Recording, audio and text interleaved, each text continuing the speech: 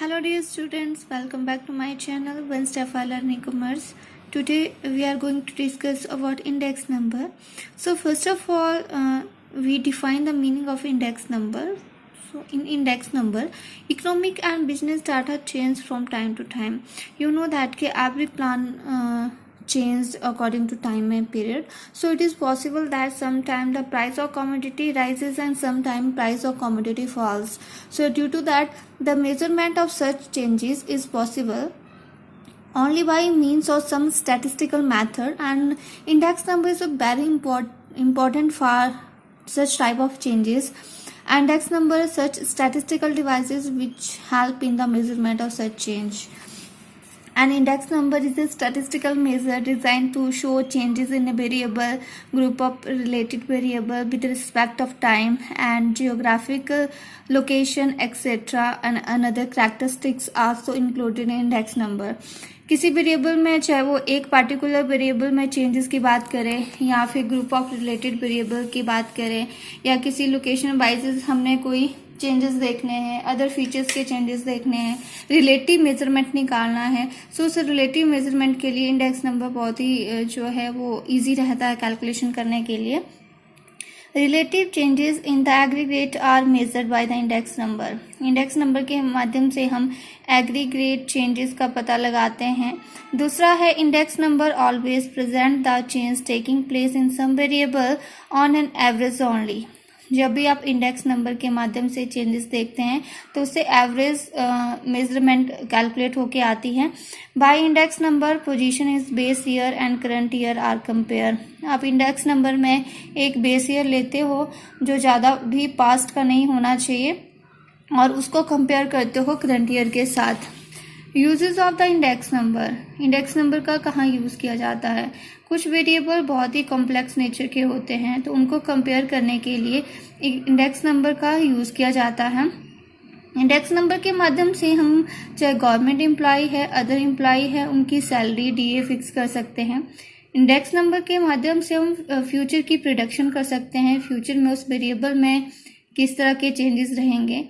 Index number के माध्यम से हम बहुत से वेरिएबल के साथ कंपेयर कर सकते हैं और हमें उस वेरिएबल में कितना चेंजेस है regarding to purchasing power of money कितनी है, कितना एक्सपेंडिचर हुआ है, कितना उसमें कंजम्पशंस हुई है, उसका भी हम पता कर सकते हैं. और बिजनेस के लिए इंडेक्स नंबर बहुत ही ज़रूरी रहता है. इंडेक्स नंबर में कुछ लिमिटेशंस भी रहती है. अगर लिमिटेशन की हम बात करें तो पहला तो रहता है कि इसमें सिर्फ रिलेटिव चेंजेस ही हम लेते हैं डिफरेंट फिनोमेना के. सो इसमें रिलेटिव चेंज को मेज़र किया जाता है. इंडेक्स नंबर हर जगह पे स्टेबल नहीं होता है. ये ज़रूरी नहीं कि हर वेरिएबल के चेंजेस के लिए आप इंडेक्स नंबर को कंपेयर करें. इंडेक्स नंबर में हम क्वालिटी को मेज़र नहीं करते हैं क्योंकि क्वालिटी में चेंजेस का कोई भी कंसिडरेशन हमें नहीं मिलता है. इंडेक्स नंबर के wise in the selection of the base year लेते हुए हम बहुत सा पक्षपात करते हैं. एंड ज़रूरी नहीं कि इंडेक्स नंबर से जो भी हम डाटा के थ्रू कैलकुलेशन करते हैं तो बिल्कुल एक्यूरेट होगा, ये पॉसिबिलिटी नहीं होती है. कई तरह के इंडेक्स नंबर बनाए जाते हैं. अगर हम बात करें प्राइस इंडेक्स नंबर की तो प्राइस इंडेक्स नंबर दो तरह के बनते हैं. पहला है होलसेल प्राइस इंडेक्स, दूसरा है रिटेल प्राइस इंडेक्स. उसी तरह इंडेक्स नंबर में क्वांटिटी इंडेक्स नंबर होता है जिसमें हम क्वांटिटी को लेते हैं, क्वांटिटी को कंपेयर करते हैं. नेक्स्ट वन है value index number. So value index number measure the change in the value of some commodities, group of commodities consumed purchase in given period with the reference of the base year. हम एक base year लेते हैं, उस base year के आधार पे जो भी, चाहे एक वस्तु की बात करें या किसी ग्रुप की बात करें तो उसमें कितना परचेजिंग हुई है, कितना कंज्यूम किया है पार्टिकुलर पीरियड में, उसको हम कंपेयर करते हैं. सिंपल जो आपका इंडेक्स नंबर रहता है उसमें हम एक ही वेरिएबल को लेते हैं, एक ही इंडिविजुअल कमोडिटी को हम कंपेयर करते हैं. और जो एग्रीगेट इंडेक्स नंबर होता है या कंपोजिट जिसको इंडेक्स नंबर कहते हैं, तो इसमें बहुत सी ग्रुप ऑफ कमोडिटीज़ को इंक्लूड किया जाता है कंपैरिजन करने के लिए. Cost of living index number क्या रहता है? Cost of living index number को कंज्यूमर प्राइस इंडेक्स नंबर भी कहते हैं। इसमें जो भी एवरेज चेंज रहता है कंज्यूमर एक्सपेंडिचर का, उसको इंक्लूड किया जाता है। With the help of the cost of living index number या फिर consumer price index number, they help in comparison of average change in consumptions and expenditure. Consumptions और एक्सपेंडिचर के एवरेज चेंज को ये शो करता है। एंड लास्ट वन है special purpose index number. Special purpose index number वो होता है जो पार्टिकुलर पर्पस के लिए कंस्ट्रक्ट किया जाता है and they measure the average change is compare to base year of any specific purpose. ये पार्टिकुलर स्पेसिफिक पर्पस के लिए बनाया जाता है। नेक्स्ट वन है the problem in the construction of the index number. तो बहुत सी प्रॉब्लम होती है।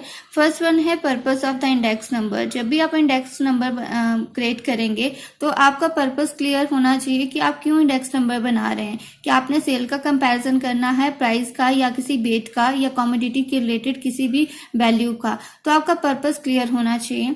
दूसरा है सिलेक्शन ऑफ द आइटम। आप इंडेक्स नंबर में कौन कौन सी आइटम को पुट करेंगे, उन आइटमों का जो है वो सही डाटा टेस्ट के आधार पे, चाहे हैबिट के आधार पे, कस्टम नीड के आधार पे आप सिलेक्ट कर रहे हैं या कोई स्टैंडर्ड या क्लासिफाई फीचर्स के आधार पे उसको सिलेक्ट किया जा रहा है कि आपने क्वालिटी को भी कंसीडर करना है, तो बहुत या कौन से करंट क्वालिटी के आधार पे कंपेयर करना है।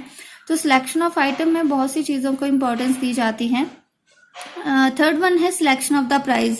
So after making the selection of the item, the next arises the problem selection of the price. Price can be both, maybe the wholesale price, maybe the retail price. तो आप दोनों में से किस प्राइस के आधार पे उनको सिलेक्ट करना है, तो ये भी आपको चूज करना पड़ता है। Selection of the base year. Base year बहुत ही कॉम्प्लिकेटेड नहीं होना चाहिए, बेस ईयर सिंपल होना चाहिए और ज्यादा पास्ट से रिलेटेड भी ना हो, ज्यादा पुराना भी ना हो और आपको करंट ईयर से क्लोज होना चाहिए। Selection of the weight. Another important problem in making the index number is to assign weight to different commodity and item. आप different commodities या item के लिए कितना weight आप दे रहे हो। In fact, all commodity include in the construction of index number do not have equal importance. जितना भी आप इंडेक्स नंबर में आइटम को लेते हैं सभी आइटम का इक्वल इम्पोर्टेंट नहीं रहती है, सो वेट देना बहुत जरूरी है। Selection of an average. The selection of average also very important problem in construction of the index number. आप किस एवरेज पे कंस्ट्रक्ट कर रहे हैं, अर्थमेटिकल मीन पे या जियोमेट्रिक मीन पे। सो ये कंस्ट्रक्शन के आधार पे जब भी आप कोई सिलेक्शन करते हैं एवरेज की, तो वो भी आपको पहले से ही पता होना चाहिए। Selection of N appropriate formula. बहुत से फार्मूले हैं जिसके आधार से हम इंडेक्स नंबर बनाते हैं, चाहे हम पाश्चे मेथड हो, फीसर मेथड हो, डॉर्विस एंड बॉले मेथड हो, मार्शल या फिर एजवर्थ मेथड हो, तो ये कैली मेथड हो, तो ये सारे के सारे मेथड के आधार पे हम इसको बनाते हैं। इंडेक्स नंबर को दो तरीके से बनाया जाता है। पहला तो है आपके पास method of constructing index number, unweighted simple method. Unweighted होता है जिसमें हम वेट नहीं देते हैं और वेटेड इंडेक्स नंबर होता है जिसमें हम वेट के आधार पे कैलकुलेशन करते हैं। वेटेड इंडेक्स नंबर को भी 4 भागों में बांटा गया है। पहला है सिंपल एग्रीगेटिव मेथड, दूसरा है simple average of price related method, तीसरा है weighted aggregative method and fourth one है weighted average of price related method. तो हम सिर्फ आज इसी को डिस्कस करेंगे, अनवेटेड सिंपल इंडेक्स नंबर को। अनवेटेड सिंपल इंडेक्स नंबर में भी आपके पास 2 मेथड आते हैं। पहला है सिंपल एग्रीगेट मेथड, दूसरा है simple average of price related method. Simple aggregate, इसको समझो, यानी कि आप मतलब सिंपली आप बेस ईयर और करंट ईयर का एग्रीगेट कर देंगे। सिंपल एवरेज और प्राइस रिलेटेड मेथड होता है डिफरेंट एवरेज के आधार पे इसको कैलकुलेट करेंगे। तो पहला है सिंपल एग्रीगेट मेथड जिसका फार्मूला है P01। 0 का मतलब होता है आपका बेस ईयर और 1 का मतलब है P1 का मतलब है करंट ईयर। सो हम करंट ईयर और बेस ईयर का एग्रीगेट करेंगे तो फार्मूला रहेगा sigma P1 upon sigma P0 multiply by 100। तो आइए क्वेश्चन के आधार पे इसको समझने की कोशिश करते हैं। हमारे पास कॉमोडिटी है 5 ABCD। इसमें जो बेस ईयर का प्राइस है वो है 50, 40, 10, 5, 2 और करंट ईयर का प्राइस है 80, 60, 20, 10 और 8। हम क्या करेंगे, बेस ईयर के प्राइस को प्लस कर देंगे, 107 आएगा। उसी तरह करंट ईयर के प्राइस को प्लस करके अमाउंट आएगा 178। अब हम क्या करेंगे, इसका जो मतलब फॉर्मूला हम लगाएंगे सिंपल एग्रीगेट मेथड का, sigma P1 upon sigma P0 multiply by 100। P1 की वैल्यू है 178, P0 की वैल्यू है 107, मल्टीप्लाई बाय 100 करेंगे, वैल्यू निकल के आ जाएगी 166.36। उसी तरह हम दूसरा जो हमारे पास मेथड था, that is the one of the simple average of price relative method, इसको लेंगे। तो इसको हम किस तरह से कैलकुलेट करते हैं? इसके 3 फार्मूले हैं। पहला तो अर्थमेटिकल मीन के माध्यम से कैलकुलेशन करना, दूसरा है जियोमेट्रिक मीन के माध्यम से कैलकुलेट करना, तीसरा है मीडियन के माध्यम से कैलकुलेट करना। तो इसका सिंपल एवरेज का जो प्राइस रिलेटिव मेथड है उसमें P01 की वैल्यू कैसे निकलती है या P की वैल्यू कैसे निकलेगी? सो यहाँ पे हम जो P की वैल्यू निकालते हैं वो निकलेगी P1 upon P0 multiply by 100। ठीक है। और जब अर्थमेटिकल मीन के थ्रू कैलकुलेट करना है तो हमें क्या करना पड़ेगा? सिग्मा P अपॉन एन या सिंपल सा sigma P1 upon P0 multiply by 100, हम ऐसे भी कर सकते हैं। उसके बाद जब जियोमेट्रिक मीन के माध्यम से हमने कैलकुलेट करना है तो इसका फार्मूला है anti log sigma log P upon N. हमें जो भी P की वैल्यू जो निकलेगी उसकी लॉग वैल्यू कैलकुलेट करनी पड़ेगी। एंड लास्ट वन है मीडियन के माध्यम से, इसका फार्मूला है size of n plus 1 upon 2 करके। तो आइए तीनों मेथड से इसको कैलकुलेट करते हैं। तो पहला मेथड हम लेंगे अर्थमेटिकल मीन। इसमें हमें P की वैल्यू कैलकुलेट करनी है और P की वैल्यू कैलकुलेट होती है sigma P1 upon P multiply by 100 करके। इस क्वेश्चन में हमारे पास 5 वस्तुएं हैं, इसमें A B C D E, और इसमें जो 2009 का प्राइस दिया है और 2014 का प्राइस दिया है। 2009 का प्राइस दिया है 50, 40, 80, 110 एंड 20, एंड 14 का प्राइस है 70, 60, 90, 120 एंड 20। P0 एंड P1, हम P की वैल्यू निकालेंगे P1 upon P0 multiply by 100, यानी कि 70 डिवाइडेड बाई 50 मल्टीप्लाई बाई 100 140 आ जाएगा। 60 divided by 40 multiply by 100 150, 90 divided by 80 multiply by 100 112.5, and 120 divided by 110 multiply by 100 109.1, and 20 divided by 20 multiply by 100। हम इसका sigma P निकालेंगे। Sigma P1 upon P0 multiply 100 कितना आ जाएगा? 611.6। ठीक है। And using the arithmetical mean of the formula, आपको क्या करना है? फार्मूले में डालना है अर्थमेटिकल मीन के। तो उसका फार्मूला क्या है? P01 का sigma P1 upon P0 multiply by 100। तो इसकी वैल्यू है 611.6 डिवाइडेड बाई n कितना है? 5। तो आपके पास आंसर आ जाएगा 122.32। अब हम दूसरा मेथड लेंगे इसमें जियोमेट्रिक मीन। और जियोमेट्रिक मीन में हम क्या करेंगे? लॉग P वैल्यू कैलकुलेट करेंगे। तो देखिए मैंने ऑलरेडी लॉग P की वैल्यू कैलकुलेट करके रखी हुई है सेम क्वेश्चन की।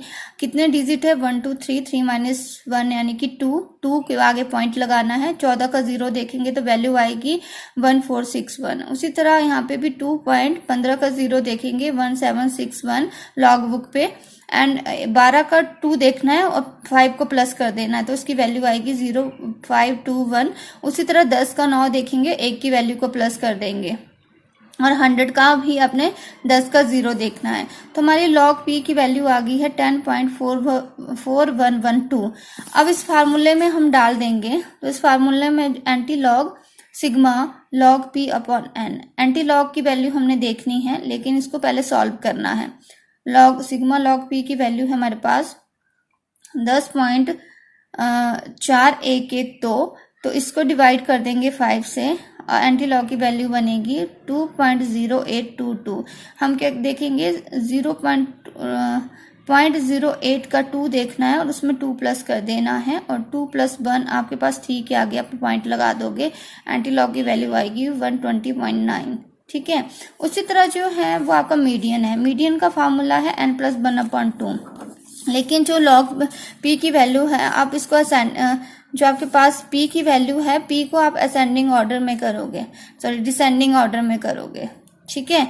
तो इसके बाद आप क्या करोगे? 100 पहले आ जाएगा, 109, 12.5 उसी तरह करना है। n + n की वैल्यू 5 है, 5 + 1/2 करेंगे तो 3 निकल के आएगा 123।